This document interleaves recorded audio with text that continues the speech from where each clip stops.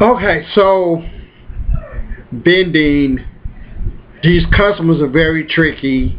You're trying to make money, they're trying to save money, and that's never gonna change. So a few key things I would say, depending on what you sell, respect your product. Don't let somebody talk you down from $20 to 5 or 10. You have to respect your product and be willing to let a customer walk away because you respect the product and you're not willing to go that low on your price and you're not willing to give it away. It's a few things when customers will ask me for a discount, my answer would be I can't sell it. I will lose money, and they tend to respect that. I will lose money if I sold you this product for this amount. So that's something that you could say, instead of just saying no. Just say, man, I would lose money if I sold you this at this amount, and which in most cases with me was very true. We let them know that you can't sell it that low because you will lose money. They tend to understand that when you say that. Also, if you have to make sure customers respect your hard work of you coming out there and respect you as a small business owner. And you can do that by knowing your product and sometimes say, hey, well, if you pay for this in the store, you'll pay this much. If you bought this online, you will pay this much. You can get it here for this. So talk about your product and what they will pay versus ordering it online, and let them know if you order online, you got to still wait on it as well.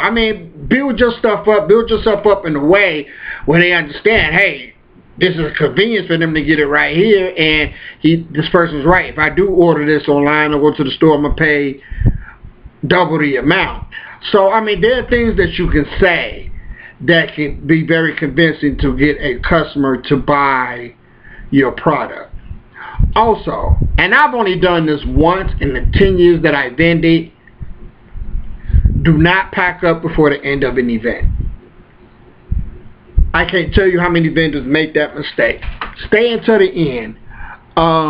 And I will also suggest that you find something to do. If things are not really going that well in terms of people coming to your booth or whatever, look around and see what you can tweak and, make it stand out a little bit more. Always be looking for ways to get people's attention. You don't have to be stuck in the setup that you have. Just tweak it a little bit, you know what I'm saying? Maybe, stand outside your booth, wave at people, hey, how you doing? Come on in or whatever. And so what I realized is that customers, they come to the end of an event on purpose to get a deal. Somebody just told me the other day and confirmed that for me. This woman told me that the African Street Festival was going on here, and she told me that she was going to go back on Sunday, the last day of the event, and get a deal. And she's the second person that's told me that over the years. A guy told me that many years ago. So it kind of gives you an idea of the personality of the buyer. If there's a 3-day event, they're going the last day just because they think that you're making deals now, you're trying to get rid of your stuff and things like that. But if you are a business owner and this is what you do, be prepared to make a deal, but be prepared to make a deal that's beneficial to you and not to them. Do not give your stuff away. Don't appear to be desperate for a sale, even though you may be. I know I have been, but nobody can tell. Being desperate for a sale doesn't look good to the customer, and that gives them all the power. So even though you may want to sell, don't sell your stuff for little or nothing to get a sale. Your purpose is not to get sales, it's to make money. And there's a difference between the two. There's a difference between making sales and making money. And making money is making sure anything that you sell or anything that you do benefits you as a vendor. Now, I've seen different energy at different places. So if you at an event that's not going so well, the reason why I'm saying don't pack up at the end is there's been several times that I made mostly all my money in the last hour of the event, last couple hours of the event. That's happened to me more than once. And, you know, events that I thought about packing up and leaving or whatever, you know, that I sat there, you know, because you gotta understand, this is part of the territory of what you chose. And so, staying there to the end, you know, sometimes you can get 3 customers that come and spend the amount of 10 different customers. I mean, that's happened to me before where I didn't do well, but the only 3 customers I had bought a lot of stuff. And I still ended up having a good day because those 3 customers buy a lot of stuff. And you can't always, and I want to backtrack a little bit on the statement I made earlier.